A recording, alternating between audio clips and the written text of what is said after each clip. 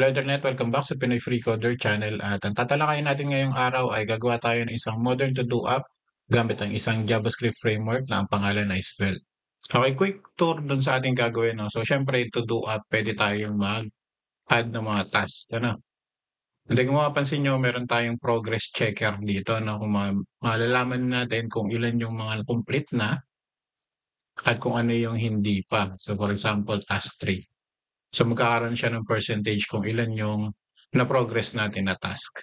So meron din tayong filterization ng active and then complete.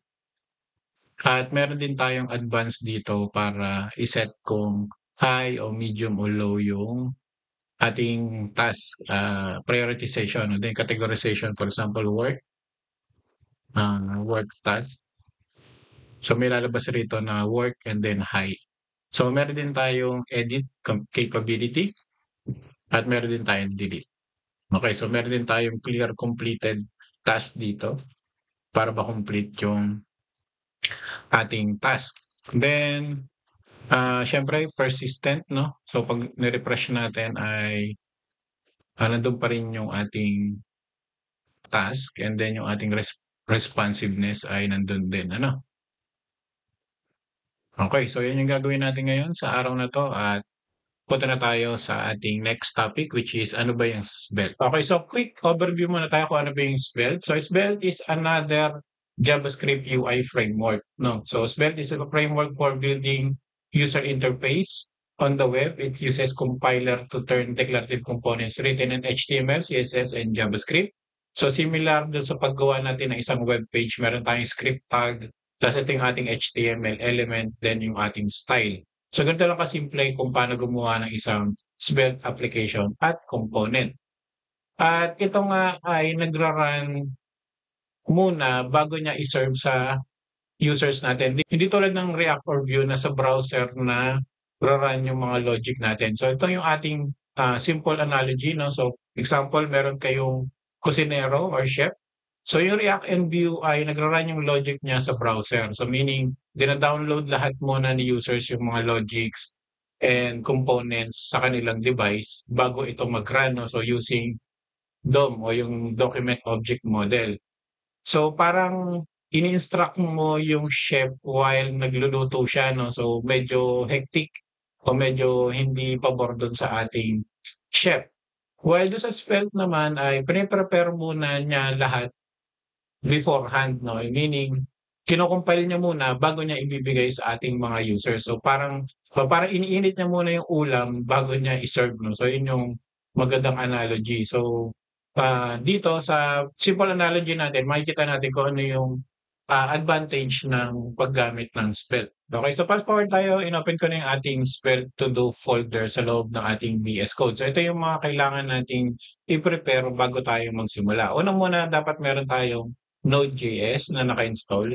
Alam naman natin yan bago tayo magsimula ng mga framework na yan. Default na yung Node.js. And then gagamit tayo ng isang engine o build engine na pangalan ay Vite. So yung Vite ay isang opinionated and comes with a sensible default out of the box na mga project o library. So kung gusto niyo gumawa ng default na vanilla JavaScript o vanilla TypeScript, Vue, React, P-React, tapos yung Lit, Svelte nga, ito yung gagamitin natin mamaya, tapos yung Solid.js, then yung Gwik. So, I think yung mga prominent na kilala ko lang dito ay yung Vue, React, saka yung Svelte. Meron akong konting knowledge sa Solid, pero hindi ganun kalawak. Hindi kung paano gumawa ng ating project using npm create, tapos Vite latest lang, no? Yan. So, kung alam ko pag initially ni-run nyo to, no, at walang Vite na naka-install sa inyong Node.js ay automatic i-install nyo yan. So don't worry, no. Okay, so yan. Ito yung ating gagamitin sa project na to. And then sa ating VS Code, kailangan natin ng extension na ang pangalan ay Svelte. Yan, so dapat ito ay naka-install din as inyong extension, no, para hindi nag-error o hindi o naka-syntax declaration o recommendation yung ating gagawing project mamaya. Okay, so kung ready na kayo guys ay simulan na natin. Okay, so paano magsimula ng isang project sa Bit ay open lang natin yung ating terminal, Control J. Tapos dito sa ating terminal ay maglalalan tayo ng npx o npm. Tignan natin yung documentation na. And npm create bit at latest. Okay, so project name. So dahil nandito na tayo spell to do, that na lang yung gagawin ko para yun yung gagamitin niya, name. Pero kung kayo ay nasa labas ng isang folder at gusto niyo gumawa ng folder name ay ang ilalagay niyo dito yung spell to do. No? Pero dahil ako ay nasa loob na ng spell to do, that na lang. Tapos enter. Okay, so pili daw ako ng framework. So meron mga nandito na hindi kasama doon sa documentation pero pipiliin na natin ay Svelte. Tapos, syempre, TypeScript, no? So, kung kayo ay hindi pa marunong na sa TypeScript, meron akong hiwalay na tutorial about sa TypeScript, no? Kasi, mas maganda to ng mga, para maging type safety yung ating gagawing project. So, TypeScript. Okay, so, gumawa na siya ng ating base. Ang gagawin na lang natin ay mag-npm install. So, bago natin siya tingnan, o bago natin i-run yung npm install, tingnan muna natin yung ating mga nilagay ano. So ito meron tayong yung pagra-run ng dev o development environment ay npm run dev lang no. Tapos pwede tayong mag-build.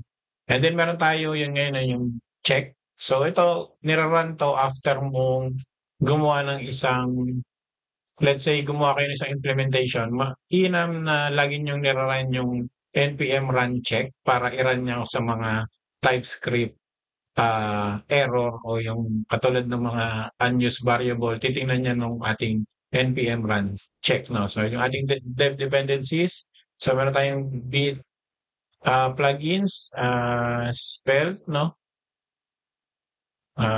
Yun, TypeScript. So yun, basic na basic lang yung kanina yung nilang ginawa. Tapos npm install lang natin.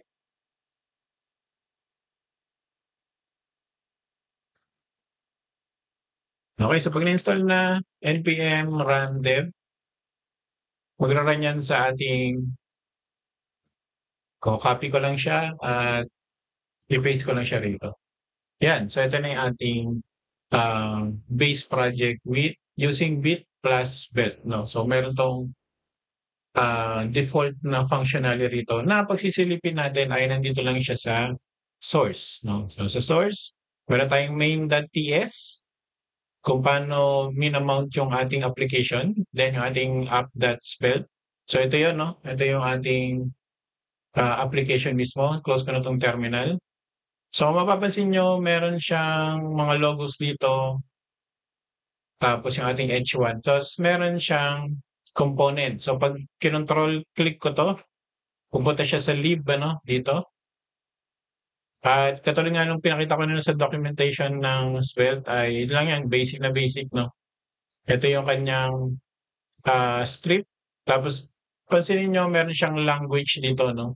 Which is TS kasi naka-TypeScript tayo para hindi mag-error. Then yung ating button. So basically ito lang yan. Tapos yan ay naka-mount o naka-include dito sa main app that's built natin. So yung ating mga style na nandito rin sa baba. Okay? So yan, basic na basic lang guys yung ating structure no, ng ating svelte. So pwede na tayong gumawa ng ating to-do app. Okay, so bago natin i-structure yung ating to-do list, so yung to-do app, ay kailangan muna natin i-structure yung ating i-store na data or yung ating to-do data, yung to-do items. So, kailangan natin gumawa ng isang TypeScript types. So, dito sa under ng source, gagawa ko ng isang types na folder at gagawa ko ng to-do.ts. Okay, so dito natin i-structure yung ating data. So, i-export ko siya na interface to do. Tapos, meron tayong ID na string at text na string. Tapos, yung completed na boolean at created at may time stop tayo, no? Date. Tapos, yung ating priority So, ito yung inom, ha? So, low, medium, tapos high. Okay. So, next yung ating category pero ano siya 'no, optional. So, lalagyan natin siya ng question mark. String. Okay. Tapos kailangan din natin ng export type. To do filter. So, yung to do filter natin ay enum ulit 'no. All active saka completed. Okay. So, yun yung ating structure yan yung magiging structure ng ating data. Okay, so next naman ang gagawin natin ay yung spell store. Okay, yung spell store ay equivalent sa context ni React.js. So parang isa siyang state management na lahat ng components or lahat ng files ng application nyo ay magkakaroon ng access. So parang lahat doon nakatutok o doon naka-centralize. So sabi ko nga para siyang context ng React.js kung kayo ay familiar doon. So, gagawa tayo ng folder na panibago dito sa under ng source at papangalan natin siyang stores. At gagawa tayo rito ng panibagong file na ang pangalan ay to-do stores o store. Okay? .ts. Okay, so para magamit yung ating spell store ay kailangan natin siyang i-import from spell store at kukunin natin yung writables or writable. Okay? And then, import natin yung type natin, which is yung kaninang ginawa natin from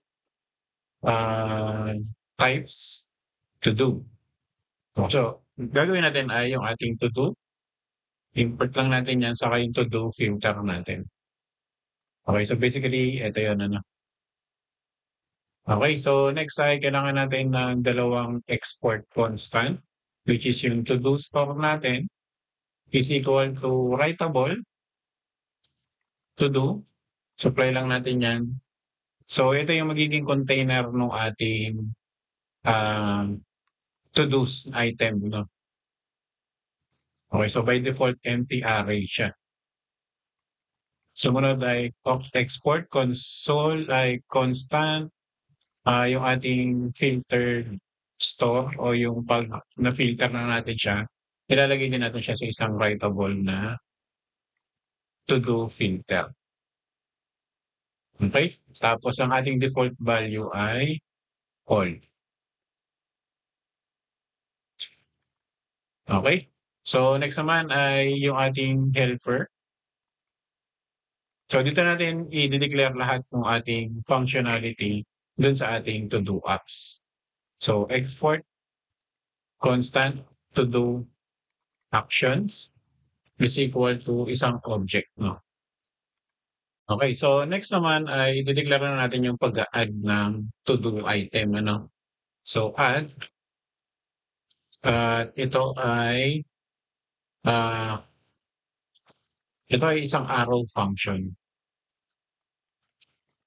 Okay, so yung ating add function ay tatanggap ng text, which is yung ating task name, equals to string. Tapos yung priority natin ay to do, priority. Pero yung ating default value ay medium lang. No? Tapos, category na optional lang naman siya at yun ay string. Okay, so next ay constant, new to do,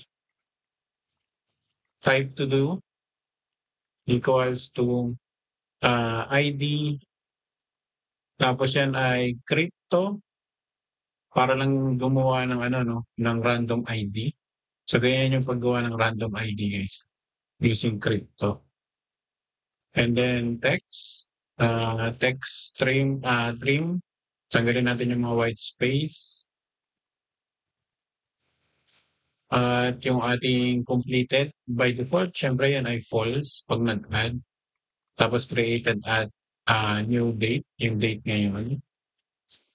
Tapos yung ating priority, then yung ating category. Okay? Tapos pag na-execute yan, gagawin natin to do store dot update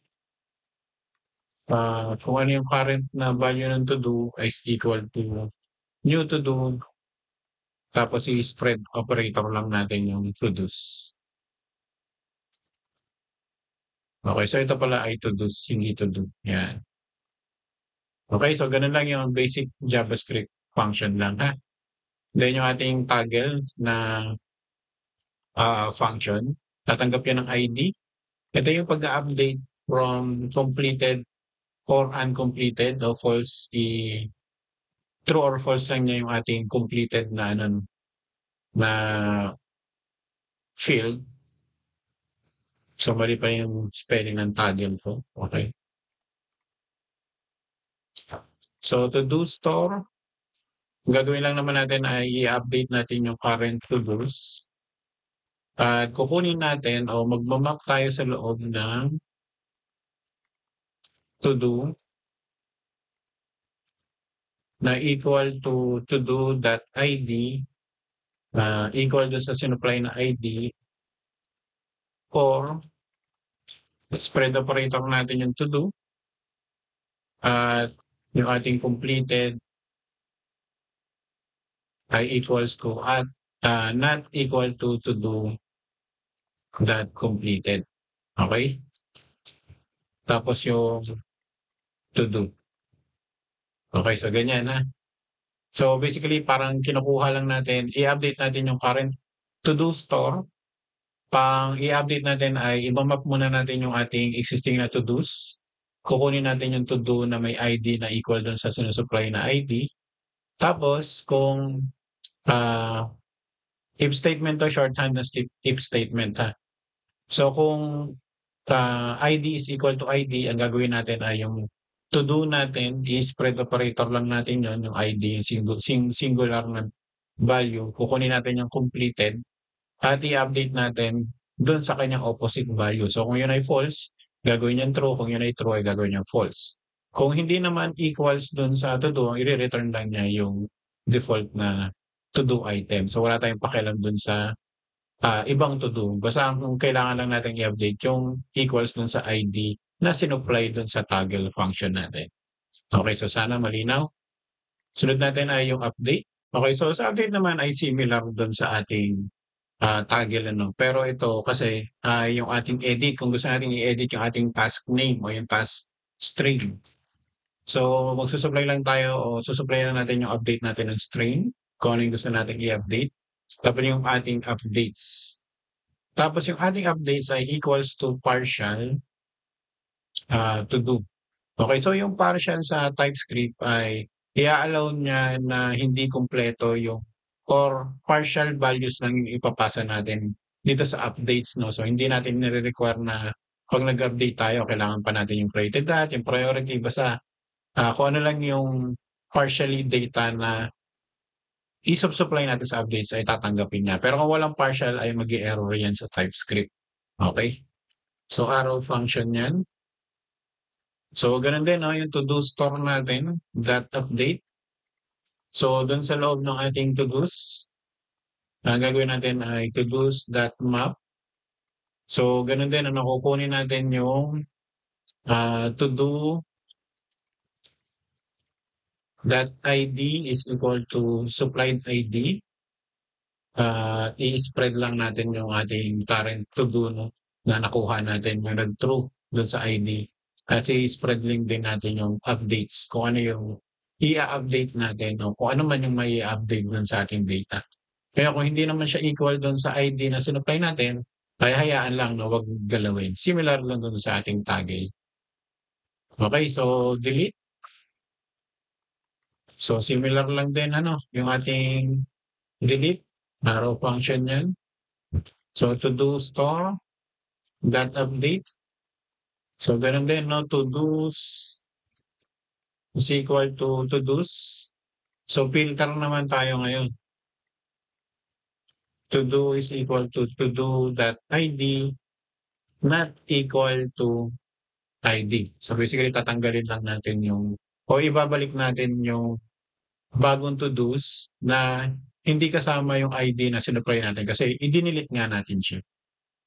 Okay, so sumunod yung global na clear completed, no? So gusto natin tanggalin tong completed na to.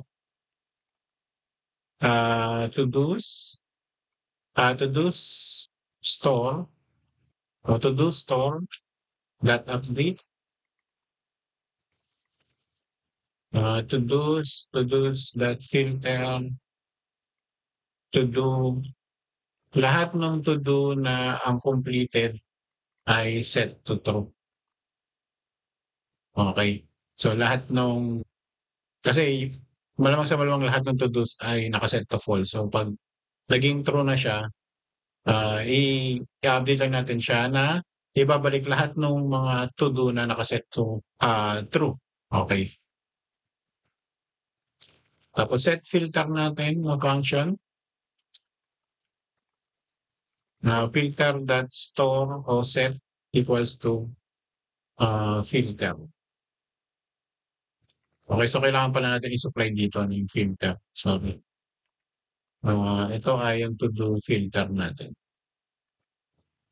Okay, so tapos na yung ating to-do store. So gagamitin na lang natin siya dito sa ating main component. Okay, so yung ating main component ay i-control A ko lang, no? Tapos delete para simula tayo sa simula. Tapos itong ating app.css, okay naman to, no? Pwede natin tong gawin. Pero yung Svelte kasi naka-design siya na per component or per file yung kanyang style. So ganun yung kanyang structure. Pero pwede naman to, no? Katulad ng ginawa ng base, ay gumawa siya ng global CSS. So maganda tong approach kung yung inyong ilalagay rito ay yung global styles. Ibig sabihin walang kinalaman dun sa each component. Kumbaga, kabuuan, no, yung inyong gagawin na style. So, pwede itong gawin. So, tanggalin ko na rin muna to, no, mamaya na natin siya gagamitin. Para plain na plain lang tong ating Svelte na application.